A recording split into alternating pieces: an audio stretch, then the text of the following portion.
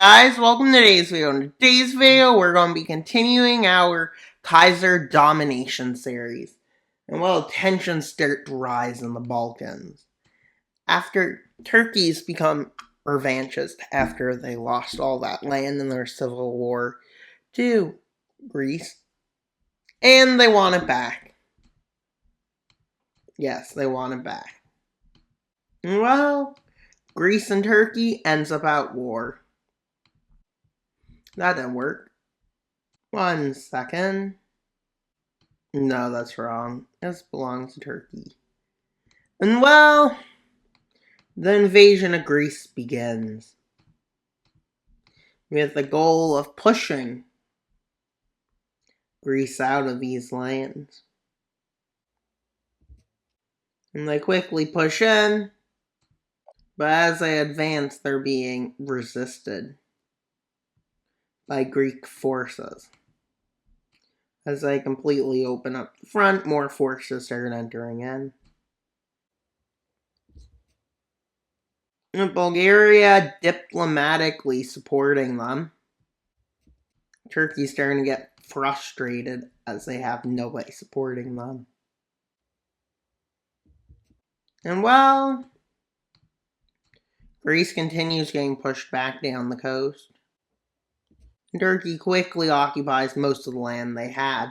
At this point, believing Bulgaria is already a part of this war, they decide to start their own invasion of Bulgaria, with them quickly marching through and taking Istanbul back. Well, I don't know if it's still constant Chernobyl. It still is. It never changed in this timeline yet. They take back the straits. But it's not really doing much, as a stalemate breaks out. Bulgaria trying to look useful. Yeah. Yes, that's what they're trying to do. Decides to start an invasion of Albania. But without realizing, they ended up stuck in a stalemate along with Greece. With Albania kind of enjoying it. And at this point, Serbia and Romania decide to join Turkey's side, both wanting revenge on Bulgaria. Serbia wanting back their lands in Macedonia, and Romania wanting back Dubrovia. At this point, we see the Polish annexation of South Poland. So now we have one Poland. And the puppet's bigger, and Germany is proud of that expansion. And why would they annex that? To strengthen themselves. They want to annex West Ukraine, but Ukraine ends up deciding to, annex West Ukraine. And we see the Ukrainian annexation of West Ukraine. And you may be wondering why. Well, because they want to expand. And they also don't trust Romania. But at this point, we see Ukraine get involved. But let's go back a bit. I forgot one thing. When they did get involved, they both launched offensives. Bulgaria's lost its Black Sea coast at this point. But Ukraine decides it's time to invade Romania. As the Third Balkan War has started, it's getting worse. And Albania finally falls. And a pushback happens. Ottoman forces, Turkish forces start getting pushed back. As they're eventually forced to withdraw. And the fall of Serbia and Romania begins, with the fall of Romania happening first, which makes sense, simply because of all the occupation areas. And slowly Bulgarian forces enter, with Romania managing to make some counter-offensives. No, not really. With Bulgarian forces managing to link up with Ukrainian, and they quickly take over most of the northern areas of Romania. And well, then they take Bucharest, and Romania falls. And at this point, we see Serbia's fall begin. And well, in their fall, this happens. Now, all the fall of Turkey begins, with them quickly taking over Cyprus. And well, they see these fronts link up. And well, they slowly start to fall.